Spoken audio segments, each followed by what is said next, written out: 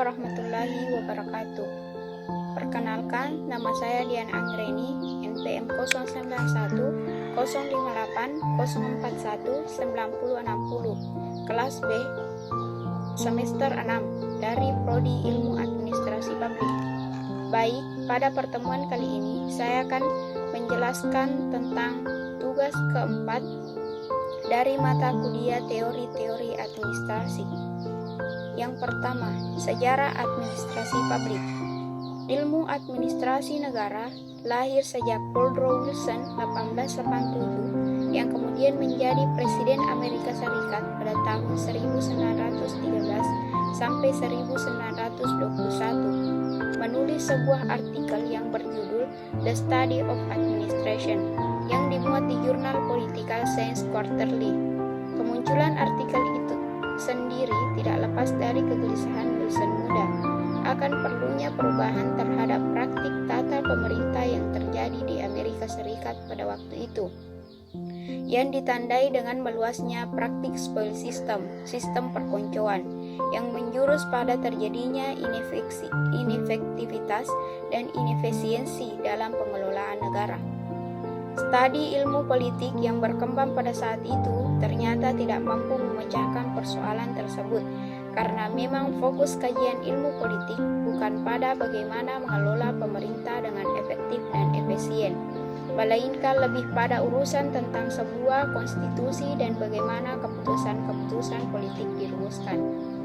Kedua, sejarah perkembangan ilmu administrasi publik sebelum Wilson.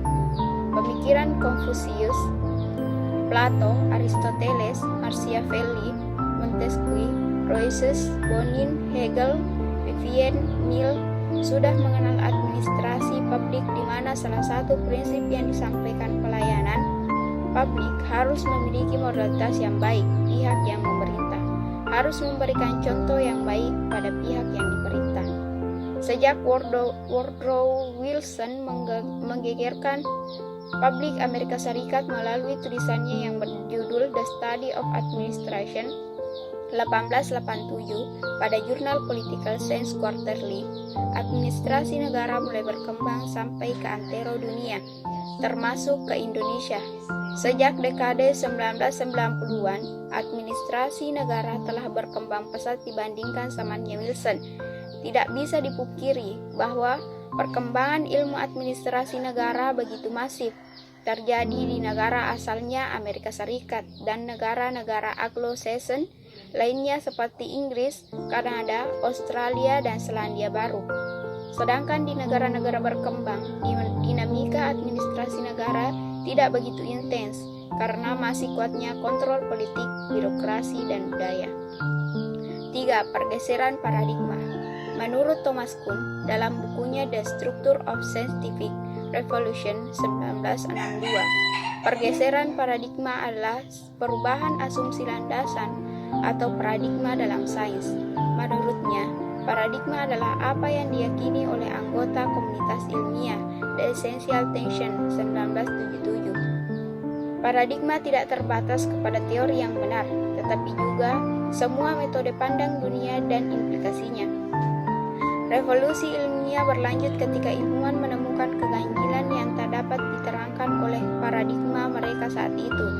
Begitu paradigma bergeser, seorang ilmuwan tidak dapat, misalnya, menolak teori Kuman untuk menekankan bahwa miasma dapat menyebabkan penyakit, atau menentang fisika modern untuk menekankan bahwa ether merupakan medium. Yang keempat, pengaruh ilmu pengetahuan dan teknologi. Perkembangan iptek memberikan dampak positif dan negatif dalam kehidupan manusia.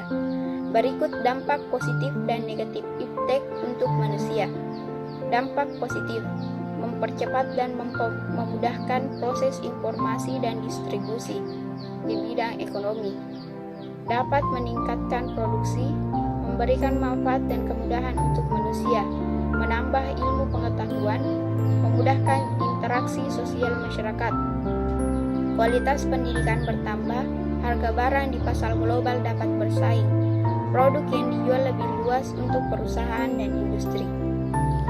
Dampak negatif iptek: semakin berkurangnya budaya tradisional, maraknya tindak kejahatan di bidang teknologi, contohnya cybercrime, munculnya sifat konsumtif, membeli barang secara berlebihan, penyebaran berita bohong atau hoaks semakin mudah, individu bersikap antisosial.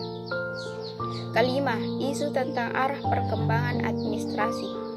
Salah satu isu penting yang sering diungkapkan para ahli administrasi publik adalah ke arah mana administrasi publik sekarang. Stillman 2, 1991 mengungkapkan bahwa arah teori administrasi publik sangat tergantung dari apa persepsi, mengacu pada 4 model administrasi publik yang dinamis, di mana salah satu cenderung dianut oleh suatu negara pada masa tertentu. Keempat model tersebut adalah model no state, whole state, free state, dan pro state. Masing-masing model tersebut memiliki karakteristik yang sangat spesifik sesuai dengan perkembangan suatu negara. Demikian dari saya. Billahi fi sabilillah, fastabikul khairat. Assalamualaikum warahmatullahi wabarakatuh.